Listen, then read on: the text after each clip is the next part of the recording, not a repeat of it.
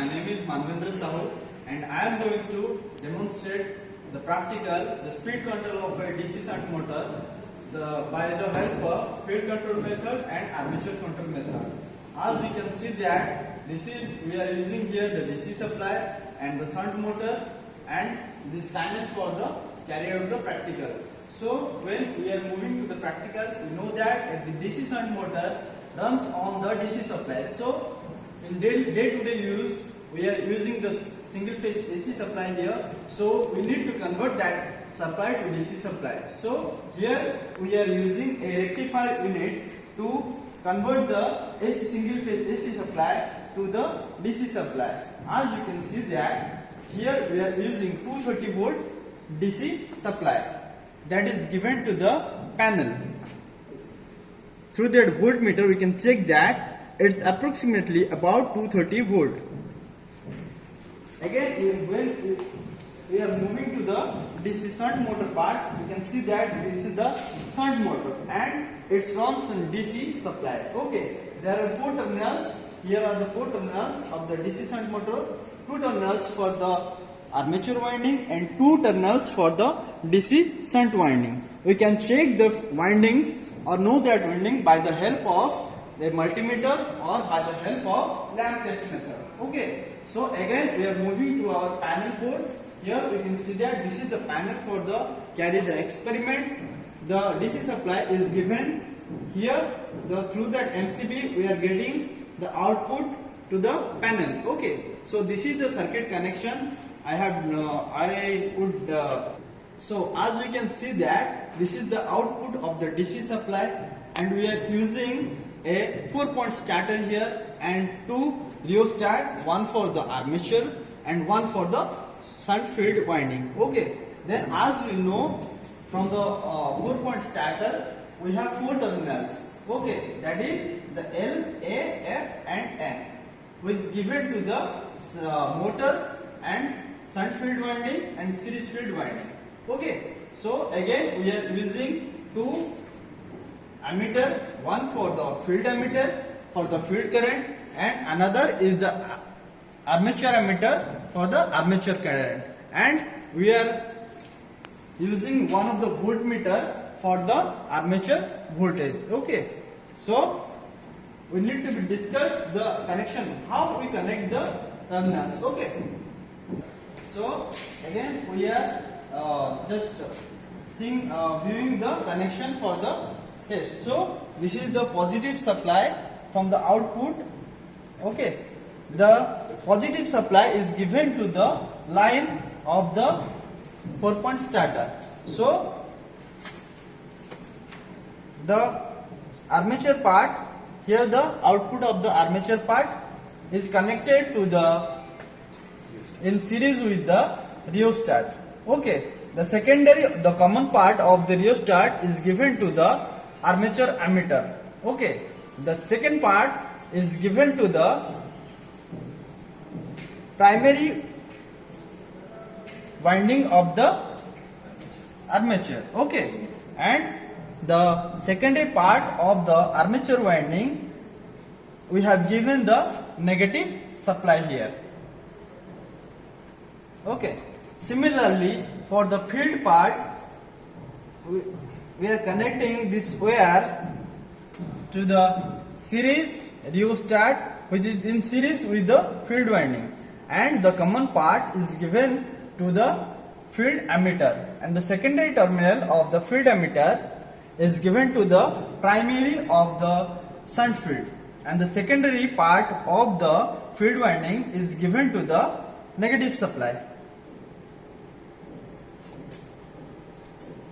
So for the armature control method, we need to put a series resistance or series rheostat to the armature part. Okay, because we know that from the beginning the armature has no back EMF. If we does not insert sufficient amount of resistance to its armature winding, so directly 230 volt is supplied for the armature part, so that we know that the armature winding is less resistive, so the winding can be damaged. So we have given a 4-point starter and certain amount of resistance to its armature winding. So in this experiment, armature control method, okay, we need to put certain resistance to the armature winding, and so gradually we will decrease that resistance, and the field rheostat is in the minimum value or zero resistance, we can say that. Okay. Now we will give the supply through the, we will switch on the MCB and carry the practical, which is by armature control method. Okay. As you can see that the supply is on, we can see by the help of the lamp. Okay. So we need to start the handle of the, move the handle of the 4-point starter. Okay. So gradually we are increasing the handle of the 4-point starter. The motor is slowly started. So then we need to cut out the resistance of the armature rheostat. Okay. So we are gradually cut out the resistance. So as you can see that the voltage is increasing gradually, and the speed of the motor is also increasing. We can measure the speed of the motor is increasing. So I am gradually decreasing the rheostat value, the resistance value, you can say that, and the speed is gradually increasing, and voltage is accordingly increasing. As you can see that the voltage is also increasing.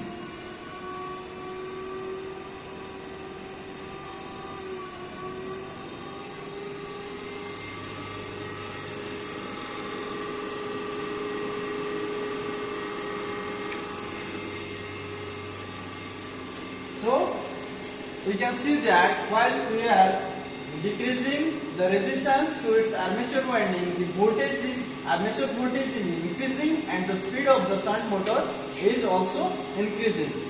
As you can see that the speed is varying accordingly. As you can see that we have cut out all the resistance, and you can see that the speed of the motor is below the rated speed, that is 1500 is its rated speed, and in armature control method we are just the rated speed is below the. So now we are going to move on to the second part, the speed control of a DC shunt motor by using field control method.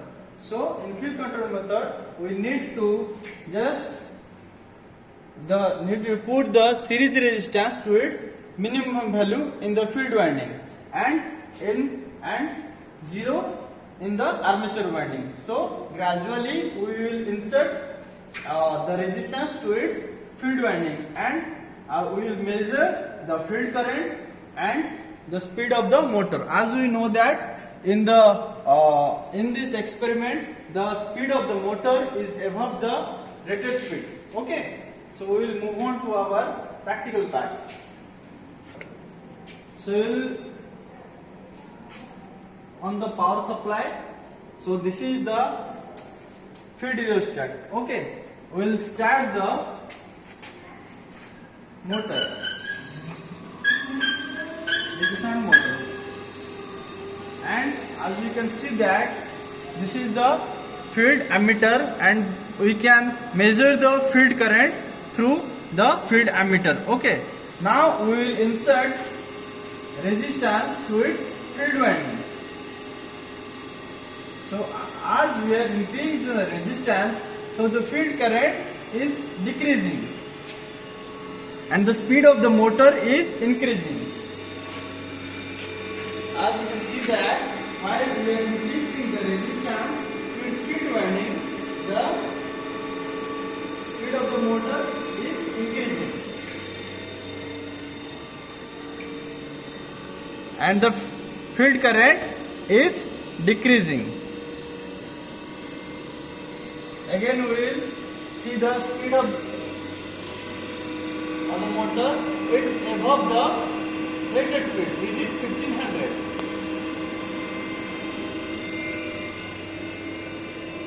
So by the help of this, we can vary the speed of the motor.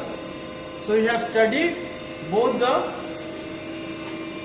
part, that is the speed control of a DC shunt motor through armature control method and through field control method.